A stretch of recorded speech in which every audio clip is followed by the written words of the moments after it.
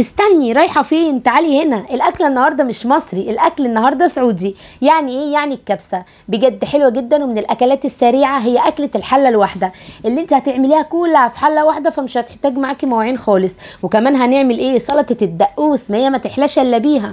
يلا بقى نسمي الله ونصلي على الرسول. اللهم صل وسلم وبارك على سيدنا محمد صلى الله عليه وسلم. لايك بقى وكومنت حلو منك عشان ان شاء الله يوصل لكم اشعار بكل فيديو انا هنزله. بحبكم جدا جدا في الله، وربنا يا رب يبارك فيكم كده دايما ويحفظكم. يلا مع بعض نشوف بقى اكلتنا النهارده عملناها ازاي، بس لازم تعمليها بالتكات اللي انا هقول لك عليها عشان تطلع معاكي صحي جدا ومظبوطه جدا. وكمان زي ما قلت لك هنعمل معاها سلطه الدقوس، بجد كانت خطيره. يلا نبدا مع بعض واحده واحده كده، وتعالى اقول لك هتتعمل ازاي.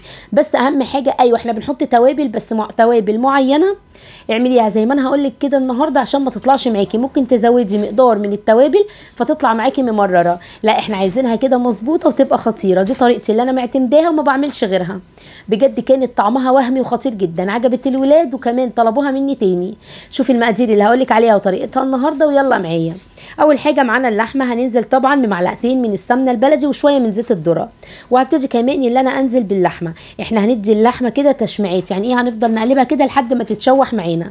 هي لازم كده اللحمه اللي هي ايه، تحمريها زي ما يكون هتحمريها. خلاص كده نزلنا باللحمه مع معلقتين السمنه البلدي كمان مع زيت الذره. تعالي كمان ننزل بقى بورق لورا وكمان مع القرفه الخشب.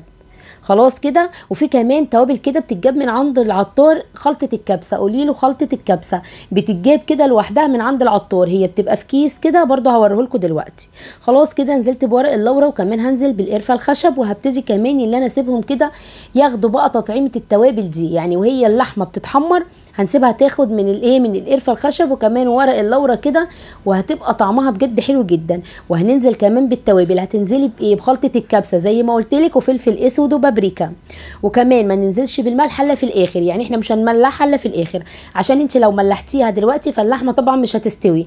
احنا قبل ما بننزل بالرز بنسيب طبعا اللحمه بعد ما شوحناها وحطينا التوابل بتاعتها هنسيبها تستوي. يبقى نزلت طبعا بورق اللورا وكمان بالقرفه الخشب وبهارات الكبسه والفلفل الاسود والبابريكا وشويه كركم.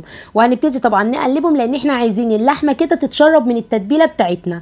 عندك طبعا ليمون مجفف حطيه، مش عندك برده مفيش مشكله، المتاح معاكي اعملي بيه. بس طبعا التوابل اللي انا قلت لك عليها ونزلنا بيها دي هتدي طعم للكبسه حلوه جدا. زي ما قلت لكم اكلتنا النهارده مش مصري، اكلتنا سعودي. فطبعا لما تكون اكله سعودي بالجمال ده وبالسهوله دي وفي الحله الواحده فلازم طبعا ما يتقلهاش لا. وبالف هنا وشفا عليكي وعلى الولاد. خلاص نزلنا بالتوابل، هنبتدي اللي احنا نشوح بقى اللحمه في التوابل بنفس الشكل ده.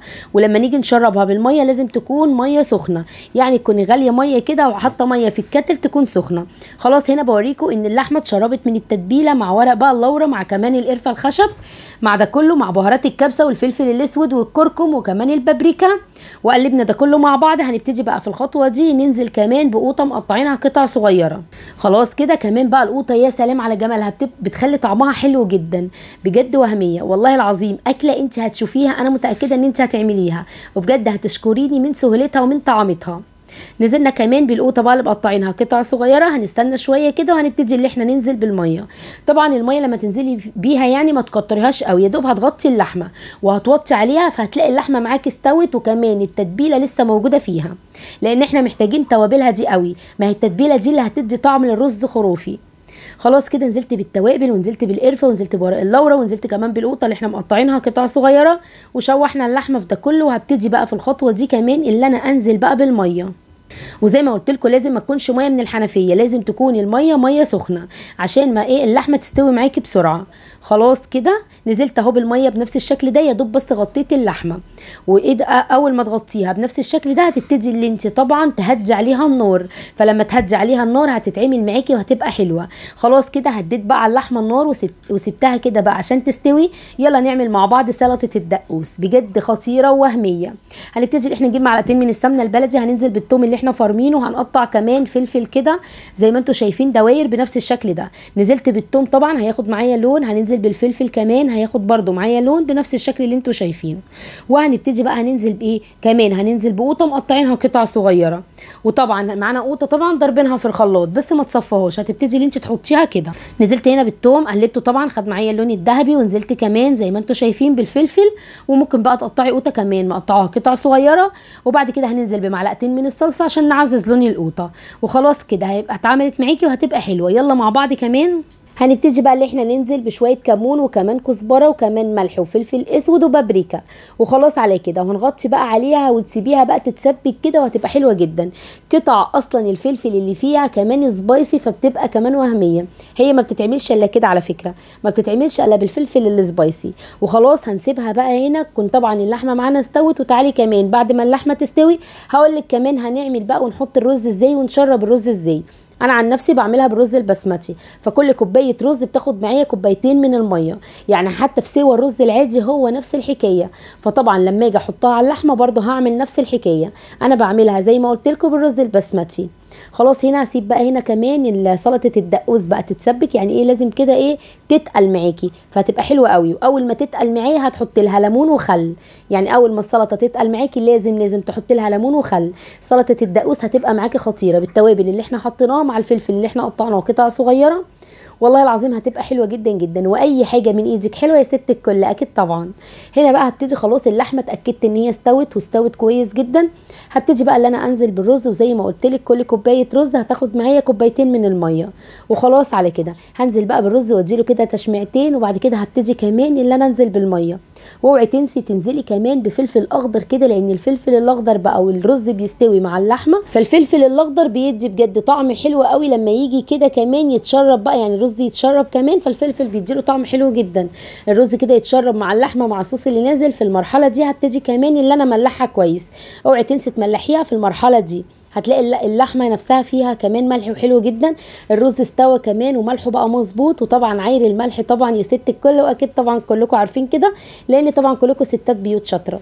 خلاص كده هنا بقى كانت في المرحله دي كمان الرز ابتدى يتشرب، فبوريكم هنا المراحل بتاعتها. هبتدي كمان اسيبها تتشرب شويه كمان، وبعد كده اوطي عليها النار خالص. وخلاص بقى في المرحله دي هتكون كمان استوت معايا. شايفين بقى وهي بتستوي هنا انا كنت خلاص وطيت عليه النار. شايفين الفلفل كمان ادى طعم حلو قوي للرز، وكمان بقى القرفه الخشب. وهيبقى خلاص كده كل اللي احنا عملناه الاكله كلها في حله واحده، فمش هتحتاج معاكي مواعين كتير. وكمان عملنا سلطه الدقوس، فالاكل كده معانا جاهز وبقى حلو جدا. شايفين هنا السلطه كمان بعد ما اتعملت بقت بجد خطيره. تحطي منها على شويه رز وكمان قطعه اللحمه، فهتبقى بجد وهميه. هنا كمان ابتديت بقى اللي انا اغرف الاكله بتاعتي. شايفين شكلها اصلا والله شكلها يفتح النفس. ولا كمان لما تيجي تحطيها بقى كده في صينيه كبيره بنفس الشكل ده، وكلي بقى انت وولادك وبالف هنا وشفا عليكم.